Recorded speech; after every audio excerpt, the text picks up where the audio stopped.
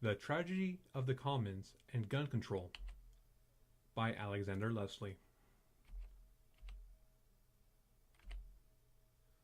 With the increase of mass shootings in the past few years, there has been a greater push amongst various groups, such as the Democratic Party and those that took part of the March for Our Lives, for stronger gun control in the United States, demanding for bans on certain types of firearms, magazine sizes, and gun attachments.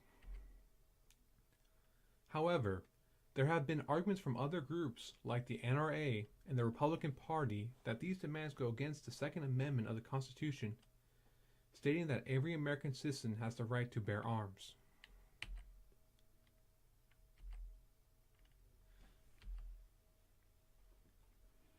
A way to explain how the Tragedy Commons works is, imagine if the commons was a lush open field that everyone may use. Now imagine if 4 farmers used the commons to graze their cattle. Each farmer had 3 cows.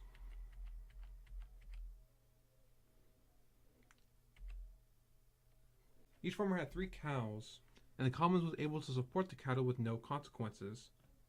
Now imagine if one day, one of the farmers decided to bring another cow to the commons in hopes of increasing his income. With the increase of cattle, the commons would start to have some issues supporting the cows, causing all the farmers' cows to lose some of the nutrition from the commons, dropping the worth for each cow. However, the farmer with 4 cows still has a larger income than the rest due to him having more cows. To compensate for the loss of income, the other farmers add a cow to their cattle, causing the commons to lose more of its nutrition, making all the cows worth even less. So the farmers will add more cows in hope of keeping their profits. But with more cows, the commons is depleted of all its nutrition, leading all the cows to die.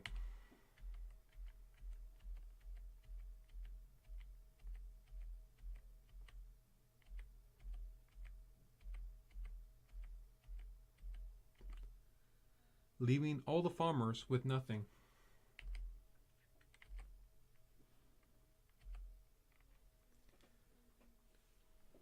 As what was just shown, if the populace is allowed to do whatever they desire, they will eventually end up doing serious harm to themselves.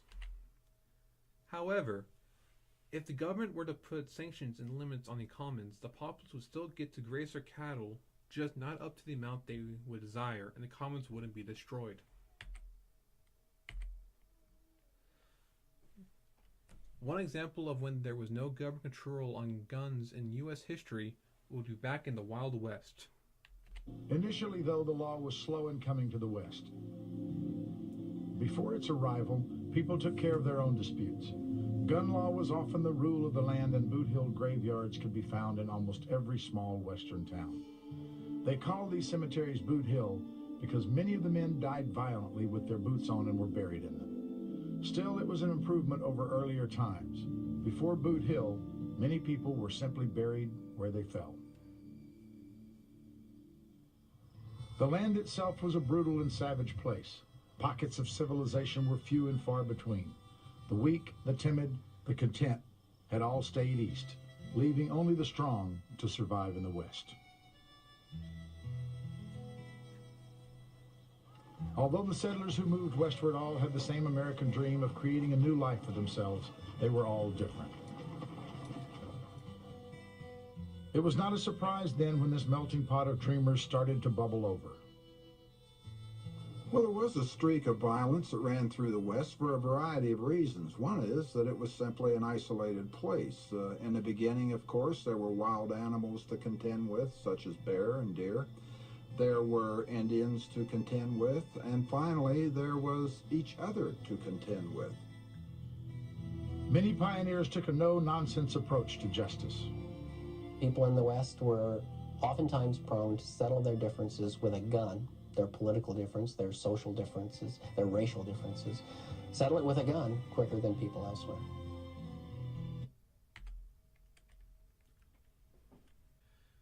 Though the Wild West was rampant with gun crimes, it doesn't mean that the government should confiscate every gun or make it near impossible to acquire a firearm, as what can be seen in France. But the average French citizen wanting to buy a legal weapon faces a very different reality.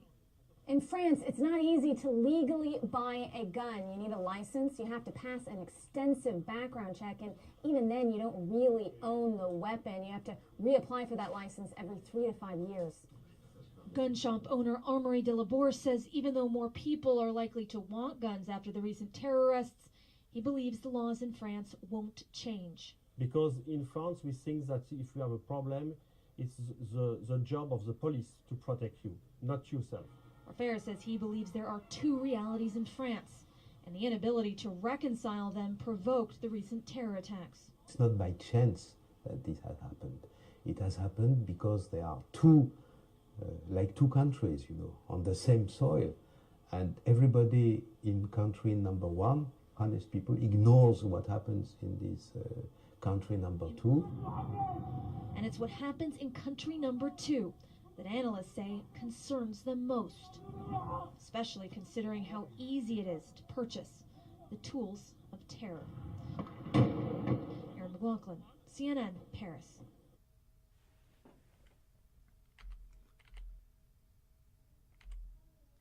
So, by enforcing heavier gun laws on the civilian of the U.S., the government could possibly prevent more mass shootings as seen today, and stop the country from becoming as lawless as the Wild West. On the other hand, if the U.S. government forces too many laws on the people, it could make practicing their given rights as citizens of the United States almost impossible.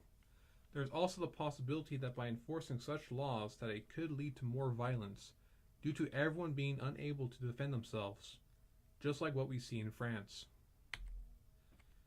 This just demonstrates how difficult it is to try to find the perfect balance between keeping the people safe and allowing them to be able to protect themselves.